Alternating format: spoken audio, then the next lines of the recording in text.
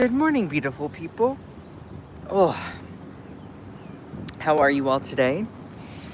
Ooh, y'all, Donald Trump is getting roasted like chestnuts over a fire, for his latest post, one of his latest posts on Truth Social, and look, this is what you get. It's what you get. So we're going to break it all down, but good morning, everyone. Hope you all are thriving.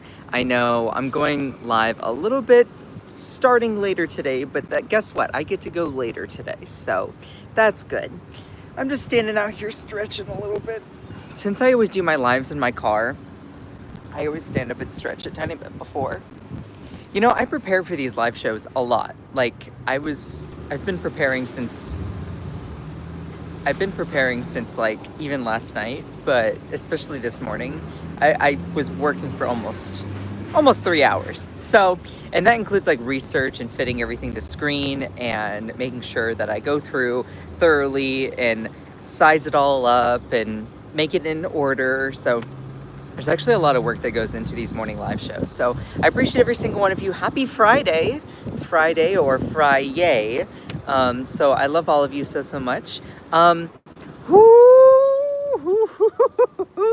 Donald Trump got roasted on Truth Social, by his own supporters. And look, with him flirting with the idea of joining with Israel to drop bombs on Iran, as well as this post, I think there's actually some really good evidence that a good chunk of the Republican MAGA base is going to start turning on Trump. Now, you're like, well, if people turn on Trump for this, it's like, I'm glad they're just turning on him. But y'all, there's a critique here too. It's like, oh, out of all the things he's done, you start to turn on him now because of this.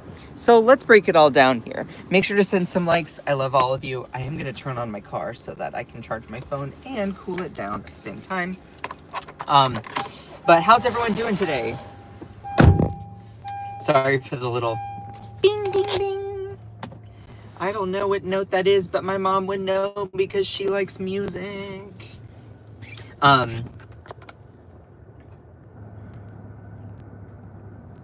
Okay, sorry, I had to turn off my Bluetooth. So, hello! Good morning, Cantisa, Akicha, Kate, good morning. All right, so, y'all, this dropped last night at 7:03 p.m. So this is not something that has really caught much of the mainstream outlets yet, but this is going to be talked about a lot. That's my prediction. Maybe it won't be, but this dropped last night, 7:03 p.m. Eastern Standard Time, I'm assuming. And you're going to be hearing about this because this is so much bigger. This is so much bigger than just the discussion around Juneteenth. So yesterday was Juneteenth. We were talking so much yesterday about everything happening with Iran, Israel, all that stuff, that I also didn't have a chance to really talk about Juneteenth yesterday. Although it's really cool, it's really good that I'm actually talking about it today because this is huge. So Donald Trump posted last night on his Truth Social, and y'all please make sure to send some likes. It really does help out the stream. So he posted last night on his Truth Social, and he is getting roasted by his own supporters. We've seen it before where he's roasted by people for things. There was a good chunk of the MAGA base that didn't really care for the military parade. But if you thought that was unpopular, this is even more unpopular. And you're like, wait, really? Yes. So let me break it all down. Last night, Donald Trump got roasted, burnt to a crisp on his Truth Social. Why? Because he is now against holidays, in a way. So he said, listen, there are too many non-working holidays in America. Too many of them. There's too many. It's costing our country billions of dollars to keep all these businesses closed. The workers don't want it either. They don't want it either. Soon we'll end up having a holiday for every once working day of the year, whatever that's supposed to mean.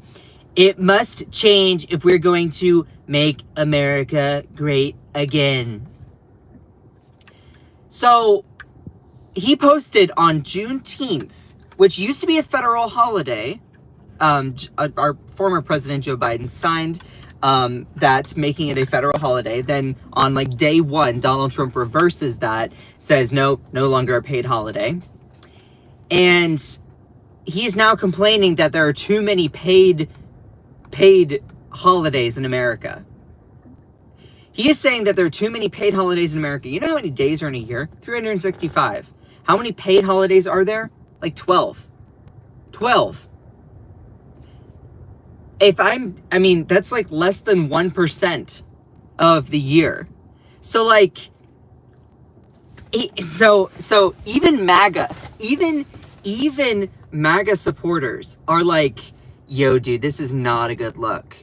And I have a critique of them, which, summarized really quickly, is out of all the things that Donald Trump has done and said, now you're like, oh, this is going too far. So what if he demonizes trans people or takes away their health care? So what if he tries to deport people without due process, or fearmongers around the existence of them being in the country? Or breaking the Constitution? Or trying to overthrow an election he duly lost? This is what makes you turn on him? Now, I don't want to be too rough. I'm glad there are people who are MAGA that are like, yeah, this is bad. Good. Call it out. We are with you on this. Though the one thing that I will say is, like, out of all the things, only when it personally super negatively affected you do you care. Now, I'm glad to see people being like, oh yeah, no, this is bad. Trump, we're not on board with this. Great. Glad you're with us. You're starting to wake up, for those of you that are. But out of all the things, you didn't care when there were negative things that he did when it hurt other people. And that's the thing. A lot of MAGA people only care about it when it negatively affects them, or they view it as negatively affecting them. They're like, oh, well, Trump demonizes undocumented people. Well, I'm not undocumented, so I don't need to care. See, and that's the thing. In this country, we shouldn't just vote or care about issues that personally negatively affect us. We should care about things that affect other people, because we are as strong. We are as strong as the least supported people in our country. So we can't just be always against each other in all these ways. You have to look at it. I don't just vote for what benefits me. I vote for what benefits everyone. Okay? I am not a person of color. I am not a woman. I am not transgender. But when I see those people's rights being taken away, or grievances against them, I am out there speaking about it. I am out there talking about it. I'm trying to do what I can to be an ally for other people. No, I'm not saying that is like, makes me a fantastic person. It's not about me. It's about being a good person. It's about being a good person, because whether you're religious or not, I believe that it's the duty for people on earth to be good citizens, good stewards. So like, if I do offer a critique, it's that. But we'll get to that further on. Again, Donald Trump got roasted, burnt to a crisp, okay? That pan was sizzling hot, okay? It was even popping. And MAGA supporters are now starting to turn on Trump because of something like this. If you thought the military parade thing, blah crap thing was bad, this is even more unpopular than that. Let me get to some of these responses. So he's basically saying, too many, hold on, I need my hands. Too many non-working holidays in America. It's costing our country billions of dollars. So Donald Trump is literally coming out against working, what is it? Like paid holidays. Why is there a fly in my car? Get out. Anyway. So let me break down all of these responses here. I mean, it goes, I'm going to just go plugging along, like boom, boom, boom. You lost me here. Americans are already overworked and in many cases underpaid. So with the term "you lost me here," means that this is someone who's probably a Trump supporter. So, oof, well, there goes another one. Glad you're starting to wake up. Hope the coffee doesn't hit you as hard as reality is about to. How about Congress and the Senate working full weeks instead of a few days? They have more time off than us. They need to work full time. Oh, I full-heartedly agree with that. You know, if you're going to be complaining about there being too many paid holidays for working class people, then why is it that Congress is like they spend so much time off? See, that's the thing. That's the thing. So now some people are starting to wake up, which is like great. Maybe you should consider the fact that the American workforce is not taken care of. We are tired of the 60 to 80 hours a week. We are tired of raising our children in dual income households. Mothers barely get maternity leave. Fathers barely get to bond with their newborns. We are struggling. You know, that sounds woke. How dare you sound woke?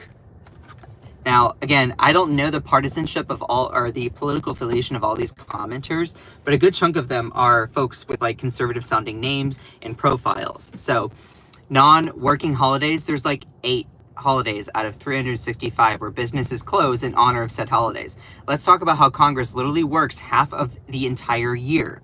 Require the Senate and the House to work 40 hours a week. They get way too much time off. And so you have these comments over and over. American workers work their asses off. They deserve a break. Productivity has gone up while wages have gone down or stagnated. And that is very, very true. This is only the tip of the iceberg. It keeps going. Start with the House and the Senate, always getting time off. Imagine thinking Americans who work more hours per week and more days of the year than Europeans and folks in Latin America, and then aren't working enough. Tone deaf, wrong. We need more. So instead of reindustrializing our nation like you promised, you would rather force American workers to work more hours and spend less time with their families. Another MAGA betrayal. MAGA needs to move on from Trump. Mr. President, we need more holidays, not less. Not less. This guy says making America great again does not mean working its people to death. And I said, yes, it does. Yes, it does. Because when he says make America great again, he literally means rebalancing wealth from, he's trying to consolidate wealth into the top 1% of the 1%. He does not care about the working class people other than taking your money, making you buy endless amounts of MAGA merch, and literally giving handouts to his rich buddies. Now you're like, oh, well, the Democrats do the same thing. There are many Democrats that are also bad. But if you look at the scale, this is where it comes into the lesser of two evils. They're not as bad as that. Yes, they are not perfect, but harm mitigation is worth it alone. And see, this is where people were justifying, hey, this is why it's important to vote for Biden in 2020. And see, we're still at this discussion again. They're like, oh, making America great again doesn't mean, does not mean working its people to death. Yes, it does. Yes, it does. What MAGA is literally doing, they are legalizing in some places child labor. They're trying to cut hours. They're trying to make unions weaker. Unions have bargaining power with bigger companies and employers to be able to get better wages, better working conditions. This Make America Great Again is an absolute farce. What it means is make America wealthy for people like Trump even more. That's what it means. That's all that it means. So for the people who were brainwashed and duped into believing that, look, I was one of you. I was raised very conservative and very Christian and very Southern and very MAGA. I am telling you, it is an absolute... The right-wing media uses all of this to control their people. They make you fear undocumented immigrants. They make you fear LGBTQ people like me. They make you fear anyone who has a different identity than you. And then they make you fear that they use your inherent taught social prejudice against you to then justify voting for politicians that then take your wages, make your working conditions worse. They will do everything to cut off your health care, give tax cuts to the wealthy people, and then use your prejudice to distract you while they're running out the door with the cash. It is exhausting. And there are people who fall for it every single time. And yet they're like, oh, we're not in a cult. You all look the same and you talk the same and you buy the same merchandise.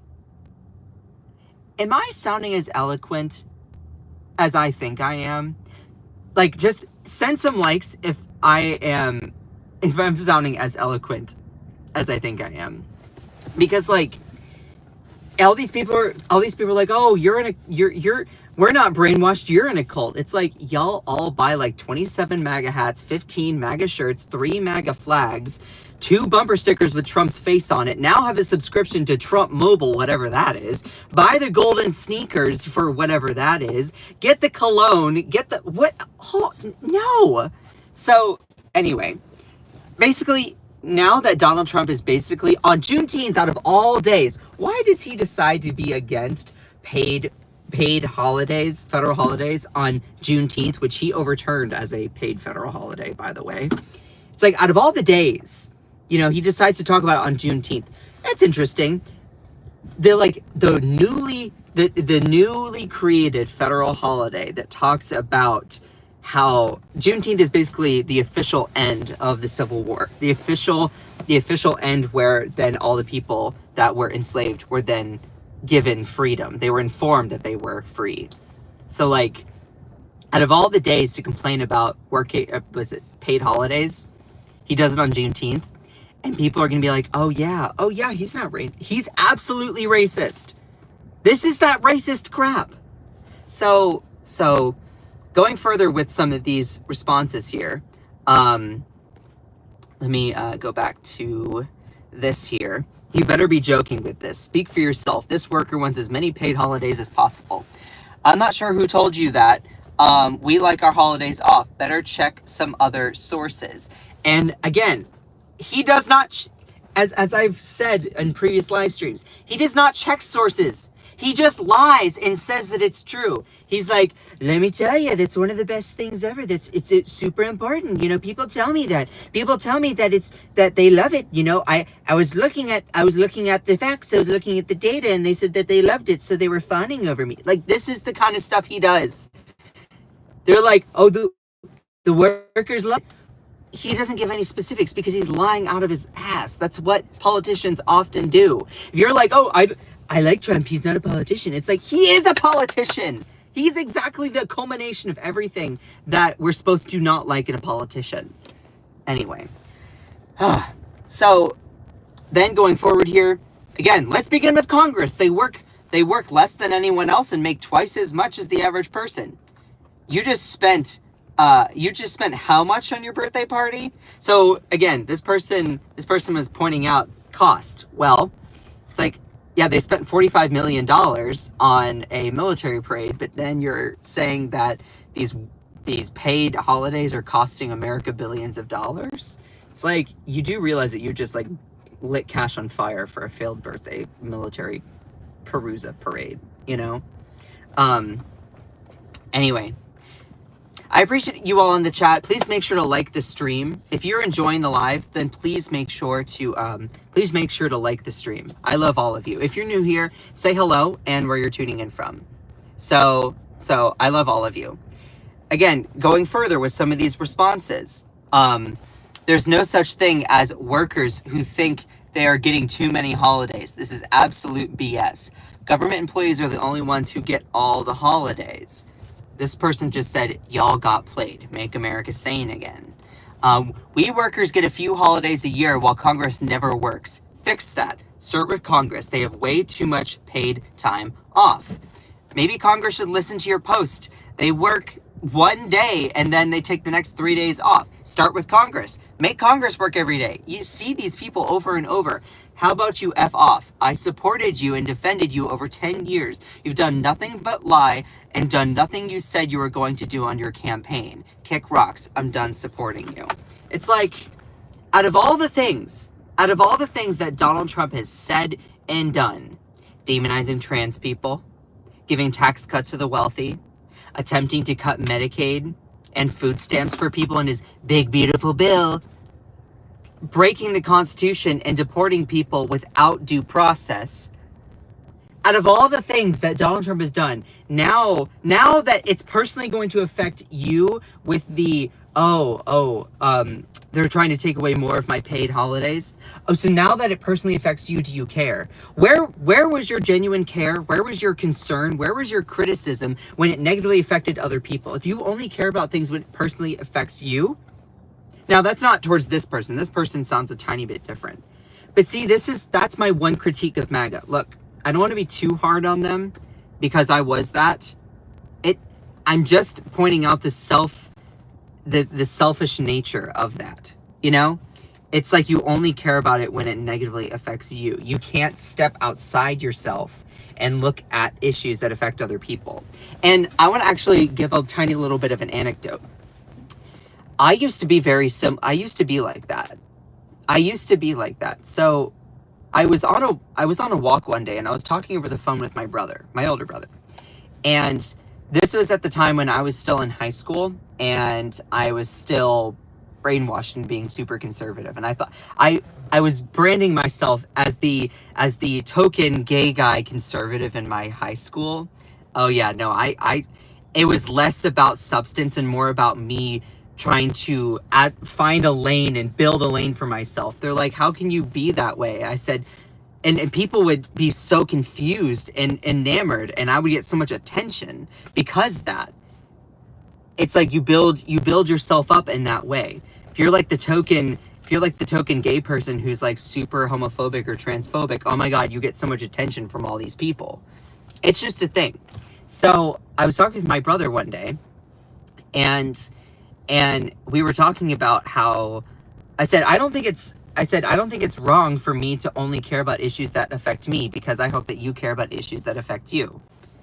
And my brother goes, okay, I see where you're coming from, but why do you feel the need to only care about things that affect you and you're not going to care about things that affect other people? I said, well, if everyone does exactly that, then we live in a representative country. And my brother goes, well, what about the people who are affected by things that can't vote or don't have the ability to speak up or are marginalized or stifled or don't have the means to fight back or the means to be able to advocate their cause? And I was kind of taken aback. I said, well, who doesn't have the ability to vote? Who doesn't have the ability to fight back? Who doesn't have the ability? And my brother was like, well, there's a lot of people that pay taxes and then they don't vote. And it's like, I said, who? And he goes, well, undocumented people. They pay a lot of taxes. They don't get the benefits of the services. And then they're demonized for being here illegally. I said, well, that's their fault. And he goes, well, if you were traveling endless amounts of miles to protect your family from being recruited to work in gangs, or there was not much economic opportunity, or you wanted a better life for your family, you might justify that too. And I said, wow, really? They do that? And I was like, wait, hold on. Yeah, this whole model of me only caring about issues that personally affect me is a flawed idea because that goes against the will of being a good person. And it wasn't until someone really explained it out to me that way, that is what really started my journey of actually deconstructing the being brainwashed into basically being a conservative growing up. And my parents were very much, I love my parents a lot. They also watch a lot and follow a lot of conservative right-wing stuff, which concerns me, but we're in a good relationship. I love my parents. That all being said, that's something that needs to be evaluated. There are a lot of people who only vote and care about things that personally affect them. And I was one of those people. So I understand it where these people are coming from, because I was a part of that. They needed to be spelled out to then fully start the journey of undoing that kind of belief. Does that all make sense? I love all of you. So I hope that damn, that rationalizing goes hard in your head. Yeah. So I appreciate every single one of you, even if you don't like me. Going further on this, again, Donald Trump is now saying that he does not want any more paid holidays. He's saying that, listen, too many non-working holidays in America. It's costing your country billions of dollars to keep all these businesses closed. The workers don't want it either. I don't think that there's going to be any workers in America that are going to be against paid holidays. Like, your own supporters are now angry at you because you're now, like, going hard against their paid holidays. So, let me get to some other ones. Mr. President, I think you mean Congress. Oh, so you don't like Juneteenth. Your racism is showing again. I mean, that's very, very much what it is. That's not true. We work too many days out of the year. We love all holidays and all days off. You posted this on Juneteenth and say you are not a racist. Yeah. This person says you literally take off the middle of the week and go posting this crap. LMFAO. Juneteenth is not a holiday, but 2 incomes shouldn't be necessary to live. Juneteenth is not a federally recognized holiday now because Donald Trump repealed it. Just to be super, super clear. This person said, I disagree. The last 7 years, I worked 60 to 70 hours a week, almost every single week. Super chat. Oh, wow. I don't get too many of those people.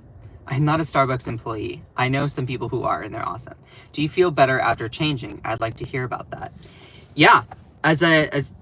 So going back to what I was saying earlier in the live stream, part of my I had to do a lot of unlearning in that sense, because when I was growing up, I was basically only told that being a good person means you only care about things that personally affect you. And it's like, when you are my idea was that if everyone focuses on only their self-interest, then we will have a representative country. But that is assuming that everyone has the same resources and access to be able to participate. So when I started to really understand that not just focusing on things that concern you, but focus on things that benefit everyone, I feel so much better after that. Also, as soon as I was able to dissect and break down that selfish inherent belief within me, I was able to understand and listen and hear other people's experiences. Empathy, a lot of these right-wing people think that empathy is a weakness. No, empathy is a superpower. Caring about things that affect other people, that, if you are religious or not religious, if you are, God looks favorably down on those things. He does not look favorable upon those who are cruel, who demonize people based on XYZ status. God does not look favorable upon people who demonize undocumented immigrants. God does not look favorable upon people who try to marginalize and take away healthcare access. God does not look favorably on people who are super, super wealthy. I did a whole YouTube video where I talked about how God is actually super, super woke when you come down to it. You know what's so funny? As soon as I started opening up about that experience, over half of the audience left. It is so interesting that whenever I bring up those things, people just leave. You know why they do that? Because when I am sharing that experience, they are like, oh crap, this is hitting me too hard. I have to leave. I have to scroll away. It's so telling. That's called cognitive dissonance.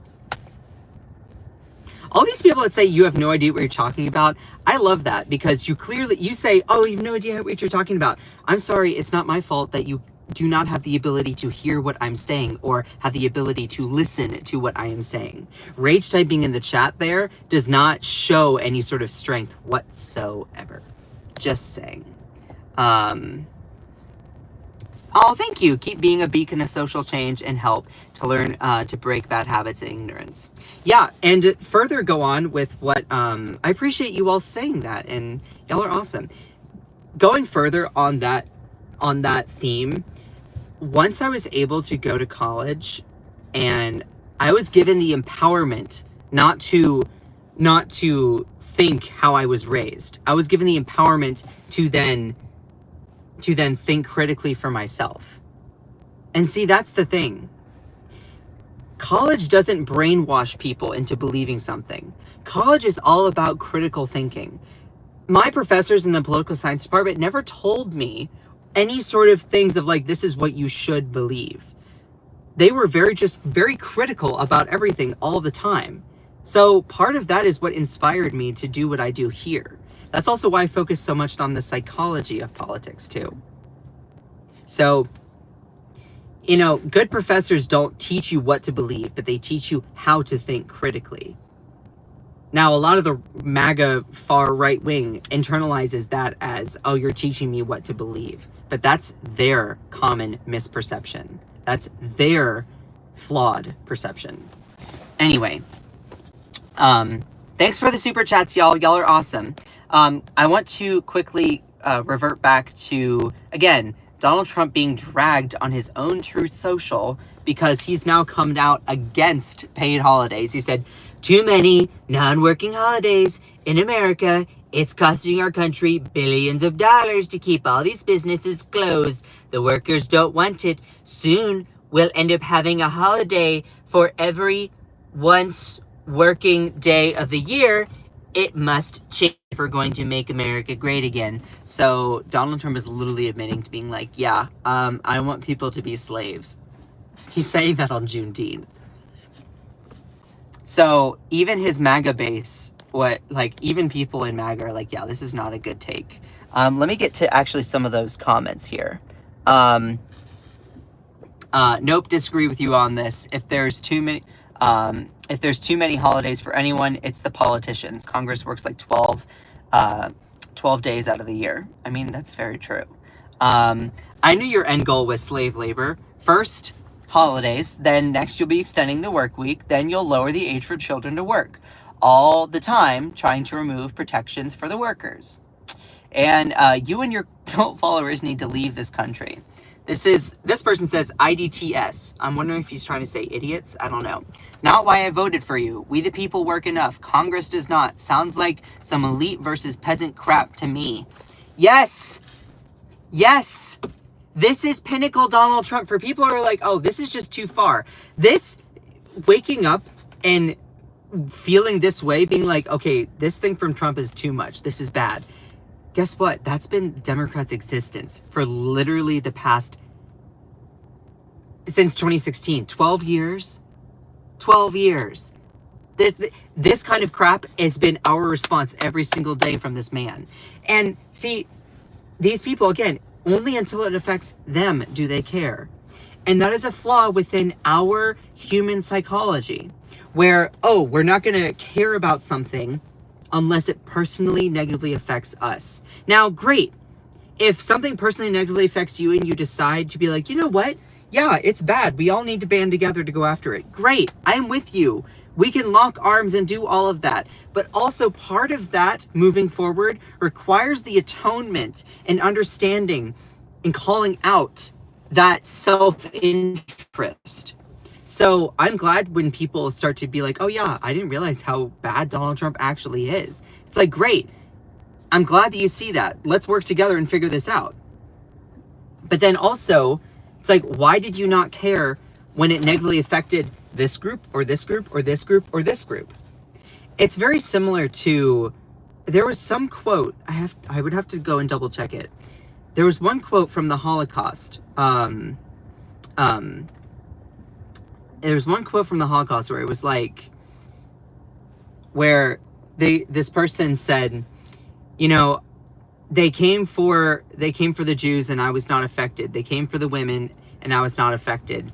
Then they came for LGBTQ people and I was not affected. And then they came for me and no one was there to stop me from being affected. I would have to go back. Basically, that's the feeling from it. It's like, well, you know, if you demonize all these groups of people, eventually when you're the next fish that they're going to try to catch, there's not going to be anyone there to try to help or protect you. Someone said, how do you justify illegally coming here being okay? So again, that makes me want to then ask the question. That makes me want to ask the question, do you know what it's like? Have you listened to the stories of people who've come to this country? Because the one thing that a lot of these undocumented immigrants truly have is they are fleeing from different countries for different reasons. In countries that are south of us in the United States, Mexico or other Latin American countries, there is a lack of economic opportunity. That's one. They might not have a lot of jobs to go around. Now, you can say, well, it's not a good reason to go and immigrate to America. Well, think about it. They see Hollywood, they see the movies, the TV, this idea of the American dream. They see that and they're like, you know what, maybe we can get a slice of that. We can get a slice of that pie. Or you combine that with environmental instability. A lot of countries in lower income countries south of us in Latin America don't always have the best environmental conditions. They might get damaged from a fire. They might get damaged from hurricanes or typhoons or floods and stuff like that. They might not always have the money to rebuild because wealthier countries like ours has the money to be able to do that, whereas they might not. It might not be easy for them to bounce back. Or also think about it like this. There's also crime. A lot of people who are undocumented people are fleeing to this country because their kids are being recruited to work in cartels, in gangs, and that is dangerous. So they view the opportunity to come here to America because they are fleeing from other situations. They see it as a opportunity. Now, question is, do you think that they like being undocumented? No. I personally know I know some undocumented people that I've met personally and talk with them. Yo hablo español también, so I like to speak with them and stuff like that and hear their stories. None of them like the idea of being undocumented. They don't get a rise off of being undocumented. Also, they're like, basically, I've had people explain to me, they're like, yeah, I don't understand why people are so mad at us. Do they think that we like the fact that we don't have papers? We're terrified because we don't have papers. We don't want that to be the issue. But they don't listen to our stories because they don't treat us like equal human beings. And see, this is what it comes down to it. People are so hung up with whether you are a citizen or not a citizen. I get it. I get that you're like, oh, it's a national security risk. But there's also, if you're concerned about undocumented people doing excessive amounts of crime, then why don't you look at that crime rates? There are way more people who are US citizens that actually that do crime. So wouldn't it be a better rationalization for you to be afraid of US citizens? So I say all of this because if you listen to the stories of undocumented people, none of them like being here undocumented. If you go through the proper chains, sometimes it can take up to 10 years just before you get a hearing in front of an immigration judge. And meanwhile, your kids are being recruited for cartels, or maybe they're dealing drugs. This is what happens if you live in one of those Latin American countries. So they view America as an opportunity to do better for their family. Does that make sense? So you say, well, how can you justify them coming in illegally? It's not about me justifying it. It's about you listening to their stories and being an empathetic human being and not being so inwardly self-serving to the point where you can't see forest for the trees. You can't see and understand and hear those people's stories. Does that make sense? Think about it like this. I use this metaphor all the time. I encourage people to use this metaphor or some version of it when explaining this to people. So let's say that you are on, there's a 6-lane road. There's 3 lanes going one way, 3 lanes going another way. 6-lane road. And your elderly grandma or parent or loved one is on the other side of the road. And you are on one side, they're on another side. Well, you have to go in, if you're going to cross the road, you have to go and cross at a crosswalk, stoplight. Let's say that in each direction of the road, it's a mile. This is just a hypothetical. Now, if across the street, your loved one starts having a heart attack, starts having a stroke, maybe they're facing heat exhaustion. Now, the reason I say all of that is, are you going to go all the way down to the stoplight, the crosswalk, to then cross and go all the way back just to make sure that you follow the law? Or are you going to justify breaking the law by crossing the road in order to go and help your loved one? I would hope you would do the latter. The reason I say that is because it's important not to be like one of those sticklers. Like, to help out your family, to help out your loved ones, that's worth justifying doing that. That is what it's like for undocumented people coming to this country. Look, it doesn't make them being undocumented okay. That's not the point. But if they're fleeing poor economic opportunity, poor environmental conditions where their village or where their city has been destroyed, environmental degradation, pollution, or they're also fleeing because their kids are being recruited for cartels, that seems like a very valid, reasonable thing to be fleeing from. So they justify breaking the law in order to do that because it makes sense for them to do that. Y'all understand what I mean? So anyway, I know that was a complete diversion from the topic, but I'm gonna get back to the normal part of my normal part of the live stream here. But I hope that at least helps out putting that stuff in context, because that no one who is here undocumented likes the fact that they're undocumented. And all the people who demonize them for being undocumented, clearly you don't listen and understand their stories. You don't seem to have empathy or care or want to understand, because all you're looking to do is to put someone else down so that you can look better, a bit higher up in particular, because you view the world as like a whole world of measurement where it's like who's on the bottom, who's at the top, and whatever. We don't need to play that game. Anyway, I hope that all makes sense. Thank you all for the super chats. If there were any other super chats that I missed, I apologize. I love all of you, even if you don't like me. Moderators, also, if you need anything, just text me and it will come down as a notification with our group chat. Going back to this, yes, Donald Trump has been getting roasted on his Truth Social. And sometimes I will do a diversion, or I will divert the conversation, because those kinds of things are important. I think they're at least important to talk about. So that's why I do. Yes, Donald Trump is getting absolutely roasted by his own MAGA supporters on his Truth Social. Why? Because Donald Trump has now come out against like different paid federal holidays. And you're like, huh? Yeah. He said on his Truth Social, this was last night.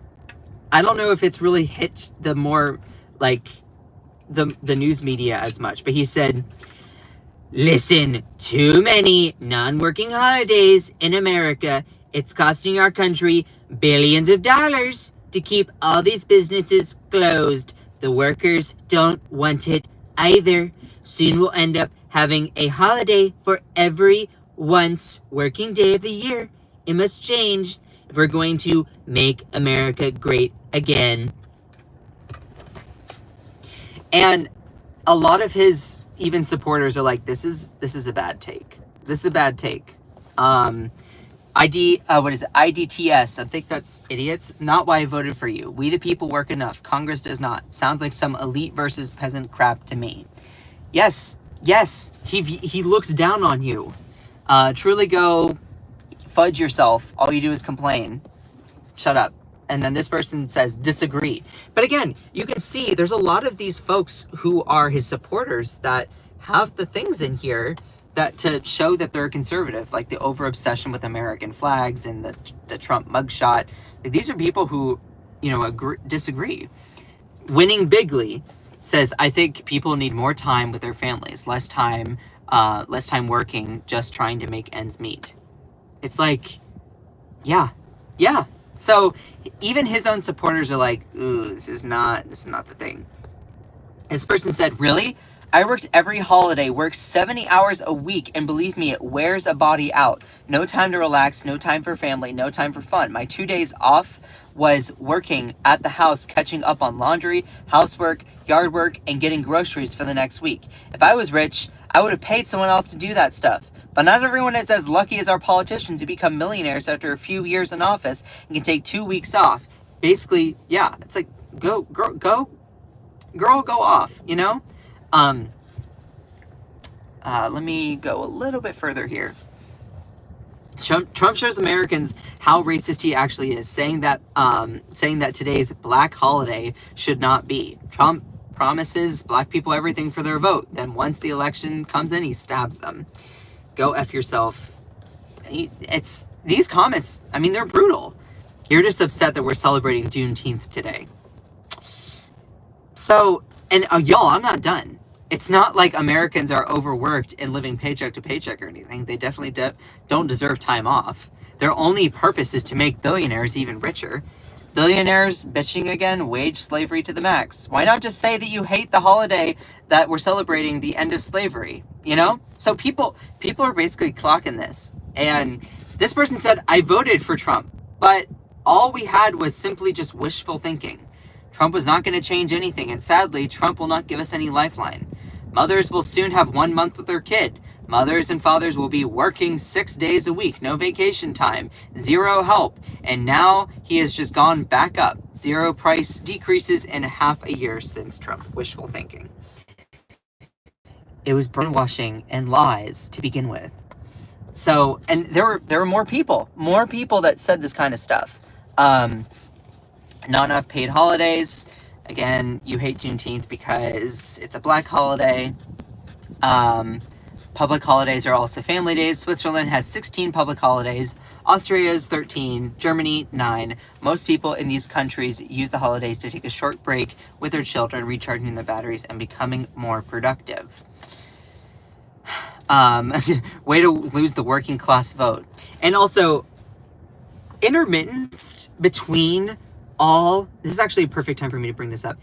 In between all of these people's comments roasting Trump, you have the same 2 or 3 people who just constantly... I have a theory. Again, it's not proof, but it's theory, that there are people who are paid by whatever Trump campaign to just constantly post on Truth Social different memes. And you'll see what I mean here. Let me skip ahead. So I'm wondering if this person is literally just AI, this Women for Trump account. It could be a real person, it might not be. But all the time, every single time I go and look at Donald Trump's posts, I see this account literally posts like 8 or 9 memes within, like, when I'm scrolling and looking at people's replies. 8 or 9 per post. You know how many times Donald Trump posts on that app? It's crazy. So it's just a lot where it's like, it's the same people. It's this Patriot for Life and Women for Trump every single time. And they make these posts that have nothing to do with the substance of the post, making me think that they're AI or people who are paid to program these bots or run these bots. And this is something that happens where they're trying to stimulate the algorithm to make MAGA look bigger and more popular than it actually is. And this is what the right wing does. If they can make this illusion that they're more popular or that people like them more than they actually do, it forces you to then think that you are less powerful or have less agency than you actually do have. They make it seem like they are, you know, when cats are threatened, you know, when cats face a threat, they all of a sudden, they make their bodies look bigger than they actually are. That's something that cats do.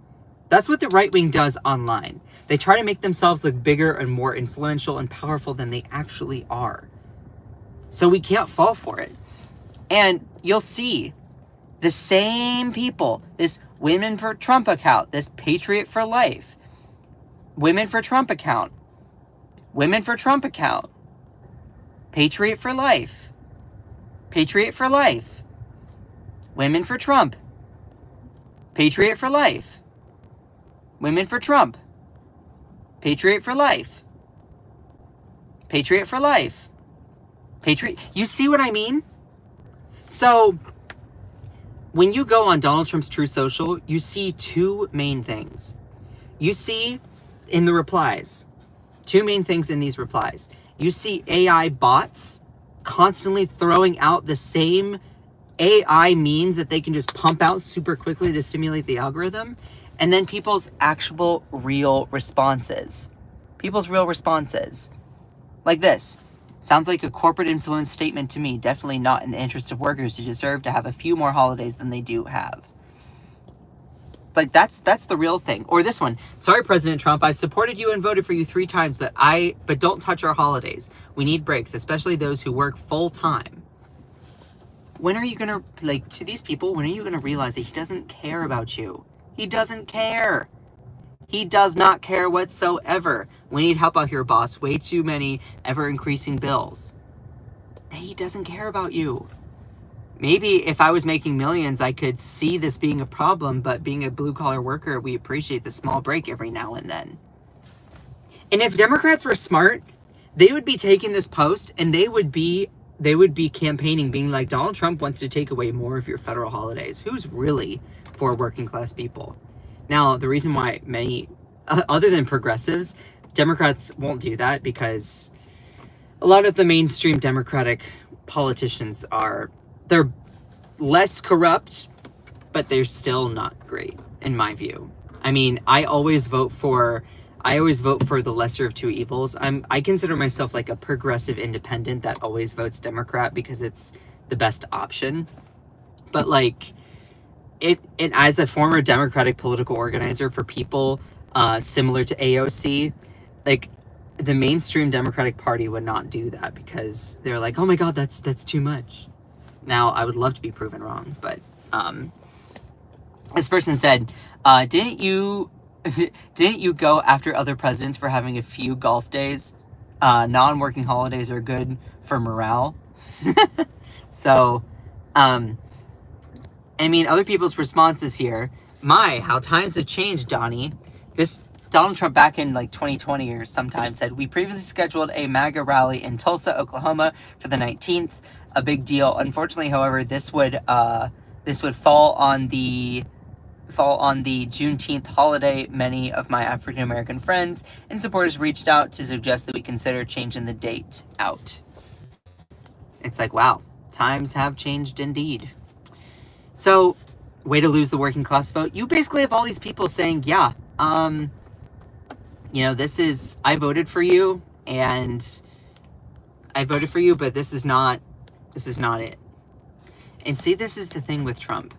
This is the thing with him. He does not care about you. He doesn't care. He doesn't care. So, if I'm going to give a critique of people that are now just waking up, first off, I want to say, great. You see this post and you condemn it? Fantastic. You've taken a great first step. You're starting to wake up. It's okay to become woke. It means that you are seeing things more clearly. You're seeing things more clearly.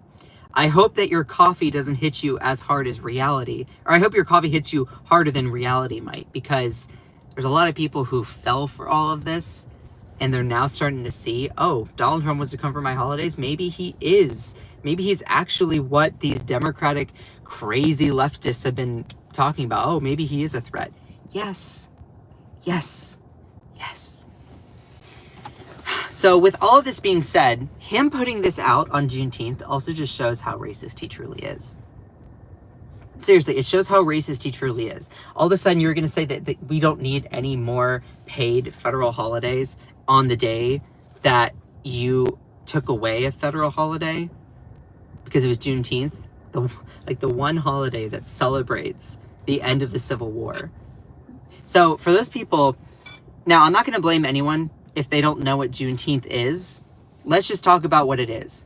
For all of my fellow white friends in here, I love all of you. If you don't know what Juneteenth is, tune in for 5 minutes. We're just going to talk about what it is. All right? To be fair, to be honest, I didn't know what Juneteenth was until I think a year before Biden signed it into like being a federal holiday.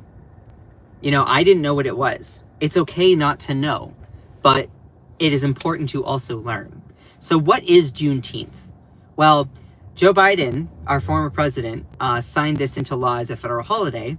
And on day one of the second term, Donald Trump gets rid of it. Says, nope, not a federal holiday anymore. And then goes on to post that crap.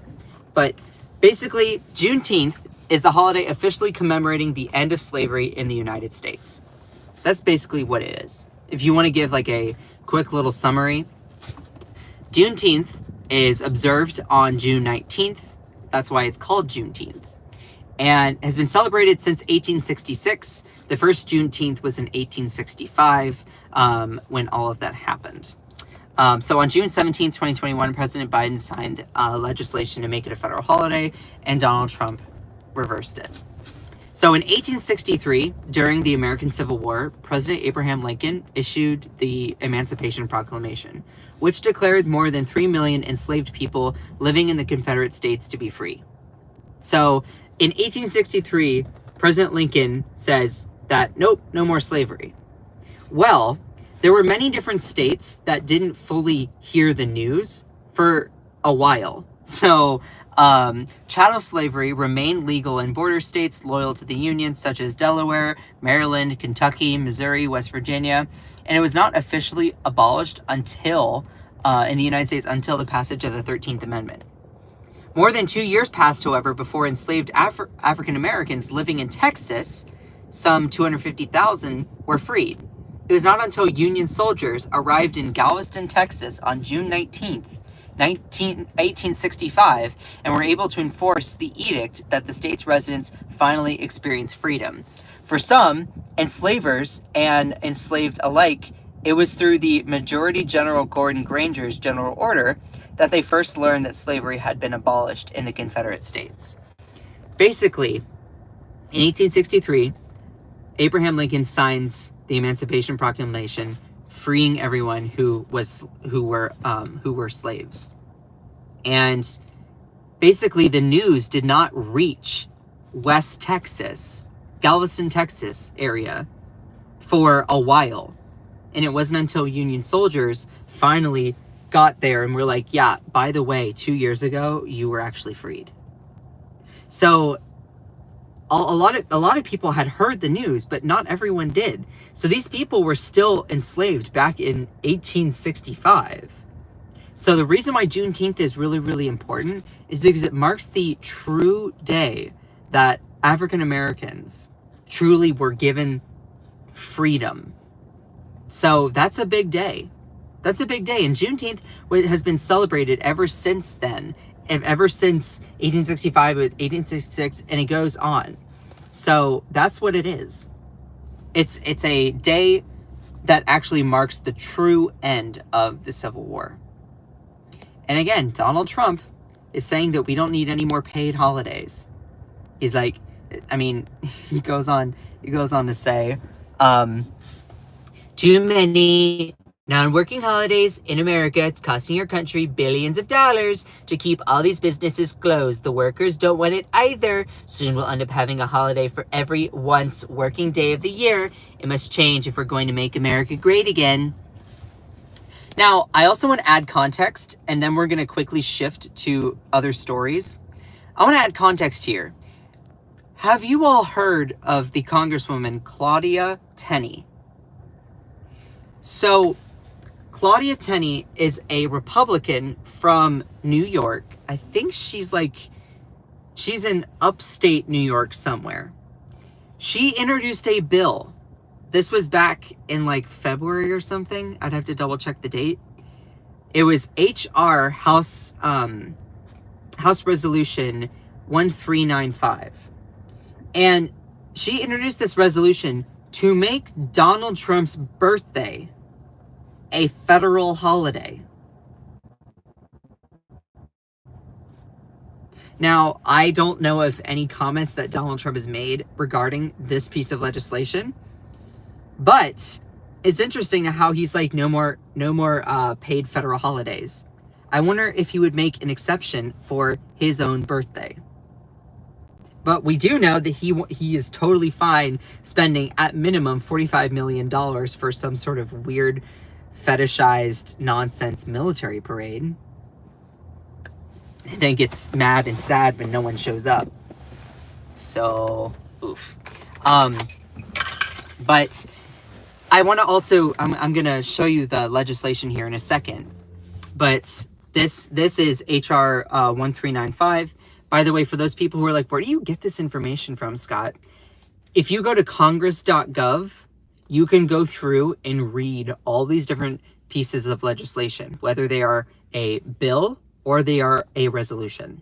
So HR stands for House Resolution. HB stands for House Bill. Now, you're also going to see SB, which is Senate Bill, or SR, which is Senate Resolution. So if you are like, yeah, I don't know what my lawmaker is doing, what are they voting on, what are they like actually supporting in Congress, if you go and actually look up their name, then you can go through and see what bills or resolutions they have put their name onto. As a quick little, since we're going through a little educational thing right now, a little educational lesson, I will say, if you are like, yeah, I don't know how to go and read legislation, it's a lot, I get overwhelmed, I hear you. It's not easy. It's actually a lot of links, and it's like, where do I go? Some of the language, just as a little guide, again, HR stands for House Resolution. HB stands for House Bill. And remember, you have the House of Representatives and the Senate. If you're like, okay, well, what kind of stuff is my lawmaker putting forward? I want to cover something here. There's such a thing as sponsoring and co-sponsoring. You're like, wait, what? So if you sponsor a piece of legislation, that means that you or your office wrote it. So I live in Raleigh, North Carolina. My congressional representative is Deborah Ross. If Deborah Ross were to write a piece of legislation and put it to the House of Representatives to be voted on, she sponsored a piece of legislation. So if you co-sponsor a piece of legislation, that means that you basically put your name on it, saying that, yeah, I am signing on to the bill. I am co-sponsoring it. So if I were to be in Congress and I wrote a bill to ban insider trading, it would be me sponsoring the bill. And let's say that I had a fellow lawmaker from New Mexico that said, oh yeah, that's a great piece of legislation.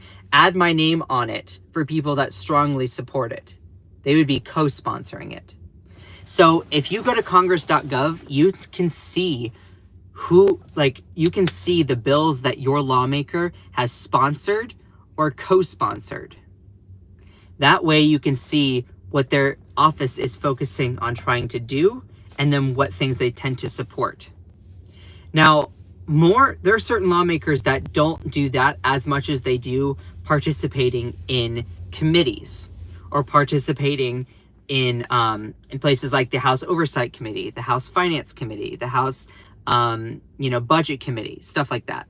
So just wanted to point that all out because it's really interesting that Claudia Tenney, a Republican, introduced a bill back in February, I believe. It was, February 14th. February 14th or so, she introduced a bill trying to make Donald Trump's birthday a federal holiday. And then Donald Trump turns around and says yesterday on Juneteenth, we don't need any more paid federal holidays.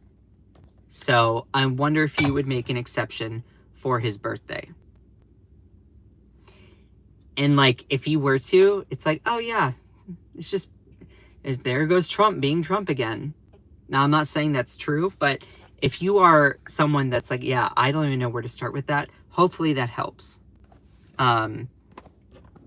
Hopefully this helps. So if you are someone wanting to look up different pieces of legislation or what your lawmaker supports, congress.gov is a fantastic source. I go through and see what people are doing all the time. Anyway, I am going to shift topics here and move on. I'm going to move on here. So, yesterday I was talking a lot about Iran, Israel. Are we going to war? Are we not going to war? What's happening? Well, it was revealed that yesterday, Donald Trump is actually, he has now put forward saying, I will decide in 2 weeks. In 2 weeks, I'll decide.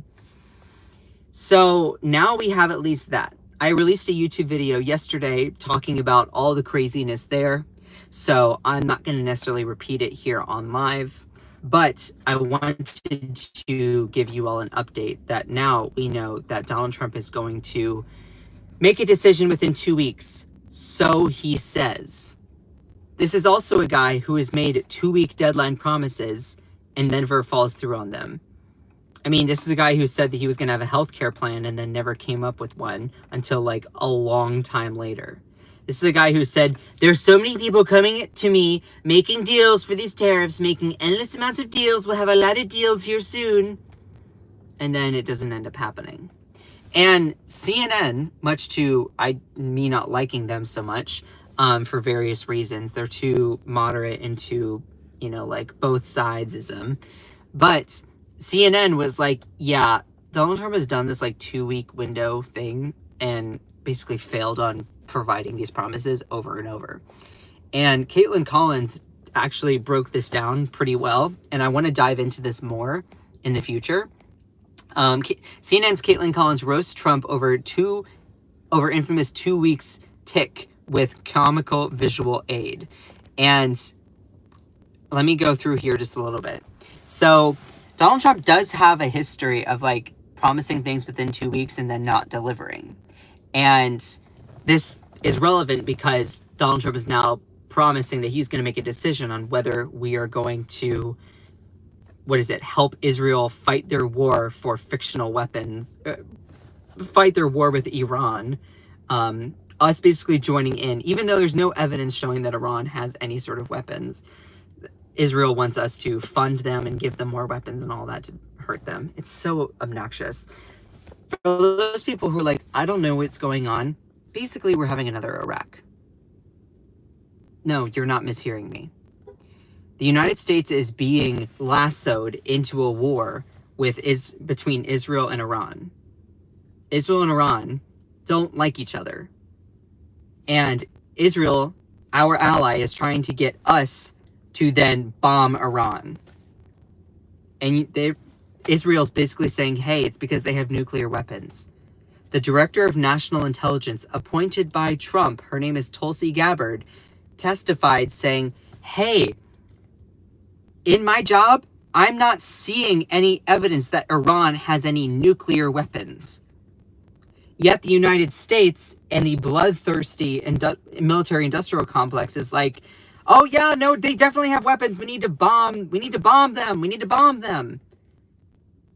War is a profit-making thing for the defense industry. It happens under both Republican, Democratic administrations. Meanwhile, it destabilizes countries, destabilizes regions, hurts people, and also degrades our environment. Diplomacy is not what the military-industrial complex wants, but it's what the world needs.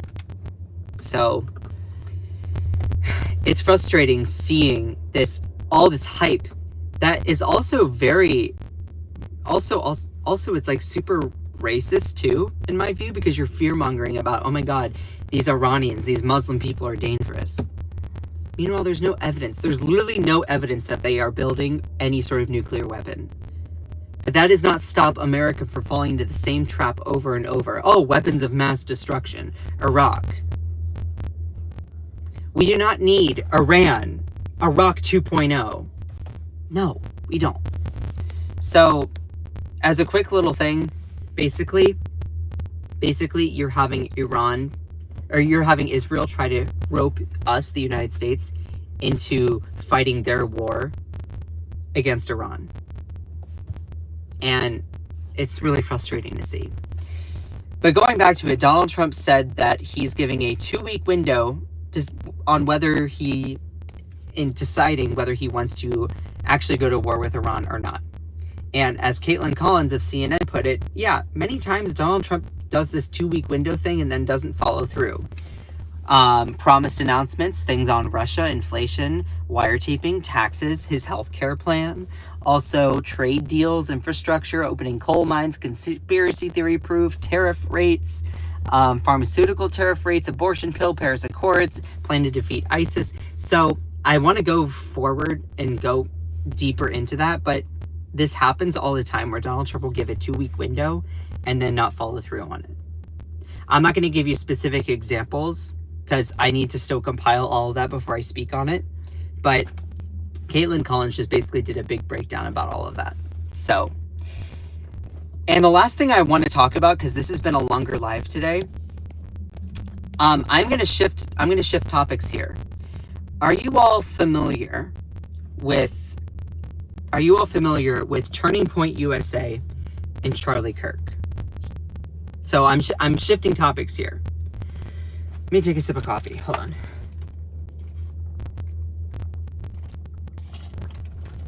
Are you all familiar with Turning Point USA and Charlie Kirk?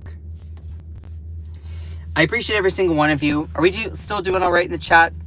I know that I don't see a lot of people commenting, so I'm like, and you know what's so funny? When I do these live streams, it's like me talking to myself a good amount of the time, because it's like, oh, I'm just in my car. But we doing okay? Do I need to turn off some of the chat filters? Do I need to turn off some of the chat filters? There we go. So anyway, okay. I appreciate every single one of you. Are any of my mods still in here? I love all of you, even if you don't like me. Cantisa, it's nice seeing you still. Glad you're still in here. So, I'm just going to go ahead. Charlie Kirk and Turning Point USA is like, he's a far right-wing guy. Turning Point USA is this big right-wing mega convention. And there was a journalist by the name of Madeline Peltz that has been doing a deep dive into conservatism and preying on younger women.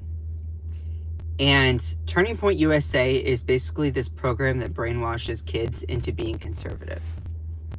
And instead of giving them the empowerment to think critically for themselves or what their identity is, they're basically trying to goat these women into being vessels for human reproduction, stripping them away of their autonomy and rights. And that's what Turning Point USA aims to do. And this journalist went undercover, was at this Turning Point USA conference, and is reporting on it. And it's really, really interesting what is coming all out about everything. It's really interesting to see what they all have to say. So, Charlie Kirk tells 14-year-old girl she should go to college not to study, but to get an MRS degree. If you've heard that terminology, by the way, this is what it looks like if I don't fit things to screen. So that's why I always try to fit things to screen so it makes sense. I do it for hundreds of graphics before my live shows. Basically, an MRS degree means like Mrs. degree. So you don't go to college to learn or graduate or get a diploma or get a degree. You go to college to meet someone. Now, look, if you go to college to meet someone, I'm not gonna, ick your yum. I'm not gonna tell you that you can't do that. But it's very degrading to then tell people, oh, you should be going to college just so that you can marry and have kids and, be just like a reproductive machine. It's very degrading for women. So when a 14-year-old girl told Charlie Kirk she was interested in political journalism and asked for his thoughts about college, Turning Point USA founder told her not to worry about studying and instead treat college as merely an opportunity to obtain an MRS degree. Troubling advice for an influential figure to give to an impressionable child. The interaction was highlighted by independent journalist Madeline Peltz, who attended Turning Point USA's Young Women's Leadership Conference, the YWLS, held in Texas earlier this month. And so she goes, I went inside to get a sense of what I saw, watched this video of Charlie Kirk telling a 14-year-old girl in braces that she should go to college to get an MRS degree. And again, that's what it looks like if I don't cite it to screen. I'll read off what happened. I can't play the video for you on live, but I will read the transcript. In the video, a girl who identified herself as a 14-year-old freshman in high school named Abby asked Charlie Kirk what he thought about the pros and cons of attending college because, quote, I'm interested in political journalism. What would your advice be? Back in the pre-Donald Trump days when I was involved in college young Republican organizations, local GOP politics, and other conservative activism, a question like this from a young conservative would have been met with enthusiastic praise. But now it's not. My own interest in journalism was strongly encouraged, and I witnessed countless other men and women urged to work hard in an endeavor to provide a balance to the liberal mainstream media with their own conservative perspectives, not at the expense of faith and family, but somehow alongside. Kirk, however, finds no utility in a woman pursuing a college education except for the opportunity it presents to snare a husband. He began by addressing the, quote, young ladies here in high school and asked the audience to raise their hands if your, quote, top priority is to get married and have kids, end quote. Abby smiled and raised her hand along with what appeared to be most of the girls and women behind her. Now, I'm going to read out the transcript a little bit, but let me set the stage here. This is Charlie Kirk talking to a room of underage women at this Young Women's Leadership Conference. A lot of them are 14 and 15-year-olds. And it's Charlie Kirk, this guy, basically trying to inform women and also talking about different like sexualized topics with them. So maybe not even like sexualized topics, but specifically going in and saying, go and get your MRS degree. To me, that's so degrading.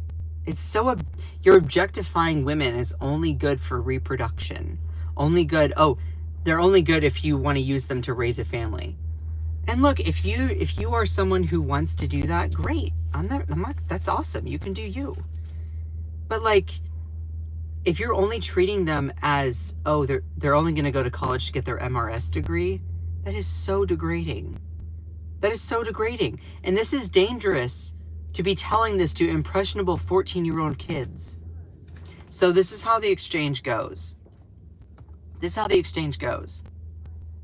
Kirk, however, finds no utility in a woman pursuing a college education except for the opportunity it presents to snare a husband.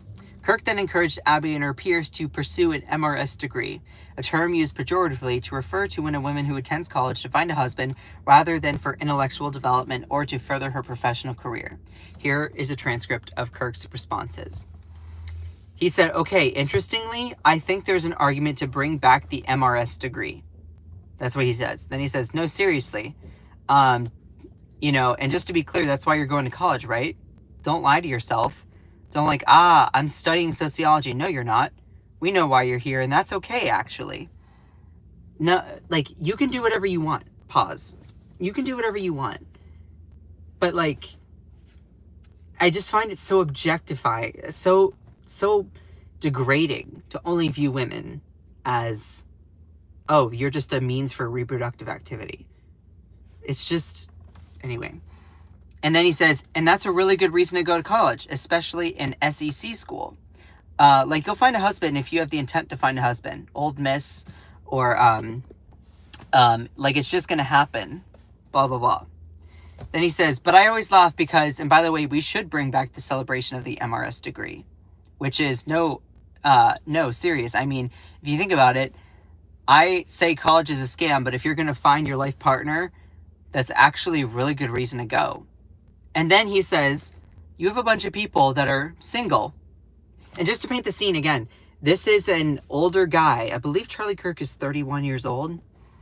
He is speaking to a room of underage women at this Young Women's Leadership Conference, Turning Point USA. They're like 14 years old. He's speaking to them, and then he says this: you should go and pursue an MRS degree. You have a bunch of people that are single, you know? They're at their prime of their, you know, let's just say attractiveness. The dating pool is as robust as you'll ever find, and they all live together in a 4-year period. So he then goes on, like, you don't get much better than that. It doesn't after college there. So yeah, you could go and learn some stuff, that's fine, I guess, or whatever. Just don't listen to your professors. So basically, Charlie Kirk is telling this impressionable 14-year-old, don't worry about your aspirations of political journalism. Just go to find a man to then marry and then be a wife and kids. Look, here's my counter message. Do what you want. It's not an and, or it's not a this or this. You can do whatever. It is 2025. You have the ability to do what you want. Fight for what you want. The idea of it being limited or constricted, we don't need to live within those parameters. If you don't want to go to college, that's great. If you do, that's great. If you want to get a degree in political journalism, great. If you don't, great. If you are someone who doesn't care about it and you just want to raise a family, have kids, stay home, and be a domestic worker and help raise family, that's great. If you don't, that's great. But the idea that you are telling impressionable 14-year-olds what to do in that way is super, super dangerous. You're objectifying underage people, and they claim that LGBTQ people empowering people to be themselves is dangerous or gross. You're speaking to a room of 14-year-olds telling them to get an Mrs. degree. And then you have the audacity to claim that drag queens or gay people are somehow grooming or dangerous to kids when they're saying, be what you want, the world is your oyster, you know, just take your own autonomy, you do you, boo. It's baffling to me. It's baffling to me that people are like, oh, well, we're the ones protecting the children. You're the ones that are sexualizing them, telling them to go get a Mrs. degree. I guarantee that if that was a stage where a drag queen was there and they're like, oh yeah, do I have to choose between being a mom and having kids or going and getting my political journalism degree? You know what that drag queen would say? She'd be like, girl, you can do whatever you want, okay? It is 2025. We don't need to be dealing with all that stuff, blah, blah, blah. You can do whatever you want. Follow your little heart. Tell me I'm wrong. But put in place that it's Charlie Kirk basically, like, saying, hey, yeah, no, go to college and just get a Mrs. degree. It's so objectifying. It's so dehumanizing. Now, if you want to go to college for the purpose of meeting someone, great. That's fine. But expecting all women to go into that, he was like, yeah, I don't think that women should be going to I would not be surprised if he were to then say and go like, yeah, I don't think that women should be going to college anyway. It's like, oh my God.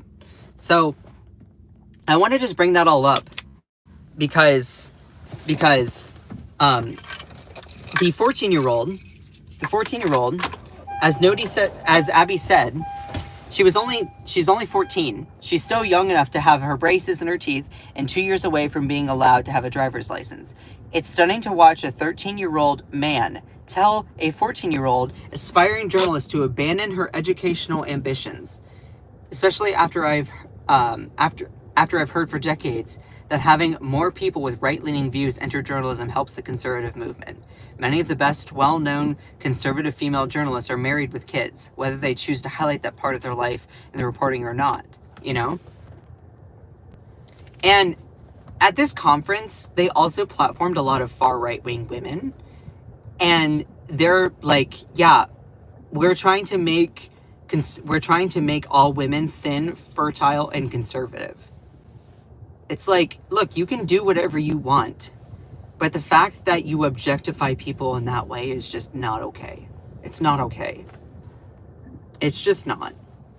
This year's Young Women in Leadership Conference did a fantastic job bringing together last year of the Make America Healthy Again movement. No better exemplifies this than Alex Clark, host of Turning Point's USA Apothecary podcast, which often talks about why sunscreen is bad, raw milk is good, and is in close contact with RFK, our health secretary, that thinks that autism is something that is like super, super dangerous and needs to be cured. Don't even get me started on that. But she said, if you don't know me, my name is Alex Clark, and The Guardian recently accused me of running a psyop to turn American women thin, fertile, and conservative.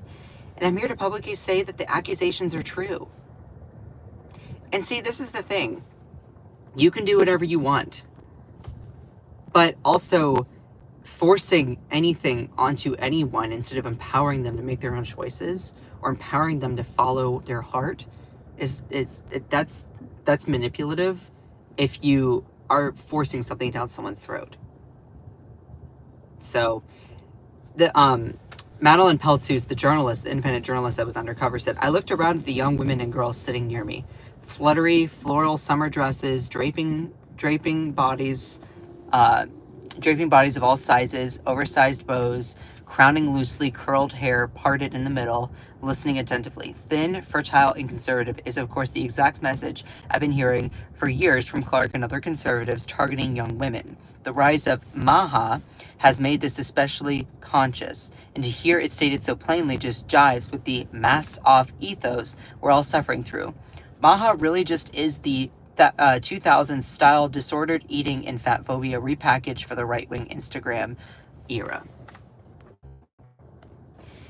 And this is the thing. It's just really alarming to me that things like this exist, where Charlie Kirk will just tell young, impressionable 14-year-olds, oh, just go get your Mrs. degree. And then they have the audacity to claim that people, like gay people, or trans people, or drag queens, are somehow dangerous in grooming kids. It's infuriating to me that they do the behavior that they supposedly condemn, and then dehumanize a whole group that isn't doing that kind of stuff, and try to blame them. And people fall for it every single time. Meanwhile, people get hurt. People are harmed. And you're like, well, Scott, why do you feel so sensitive about this? You're not, yes, you are gay, but you're not trans, you're not a drag queen. Yes, but those are my friends, those are my people, that's my community. Also, just because it doesn't affect me personally does not mean I'm not gonna care. You're like, oh, well, you're not a young woman, why do you care about them trying to objectify women? It's like, because that's wrong. That's wrong. Telling women, 14-year-olds, to go to college just to get a Mrs. degree, that is the most degrading thing. That's so dehumanizing. That's so dehumanizing. You're only viewing women as a means for reproduction. You're objectifying them in that way. That's not okay. That's not okay. And so, it's just the double standard of these conservatives claiming that LGBTQ people or trans people or drag queens are somehow dangerous or brainwashing the kids, when they're the ones that are saying, like, you go girls, slay, come on queen, house down, boots, yes, God, go and just live your life. Go and live your life. Love who you want to love. Do what you want to do. Spread peace, love, and understanding. You're like, those people are grooming our kids. But meanwhile, when 31-year-old straight white men tell 14-year-old impressionable girls just go to college to get a Mrs. degree, they're like, The hypocrisy is astounding to me. It's astounding to me. And it's just disgusting. You know? Follow your heart. Do what you want to do. Whether it is the conventional norm or different, do what you want to do. But like Epstein's BFF, right? So anyway, that is the show. I've been live for about an hour and 30 minutes. So I am going to take a break. I'm going to take a break because it's been a long one today. And also I need to get to work here soon anyway. So I appreciate every single one of you. Y'all are awesome. It's not just degrading, it's dangerous. Yes, 100%. It places women in financial servitude to their husbands and makes it very difficult to escape abusive relationship. Yeah, and that's also very, very important to point out. Thank you, Thomas, for saying that. We are free to choose. Women in theocracies are not. Yes. Yes, Cantisa. And, like, it just makes me so mad. And this is just like, ho-hum. It doesn't get headlines the same way these days because it's just been accepted. And we can't allow the normalization of that.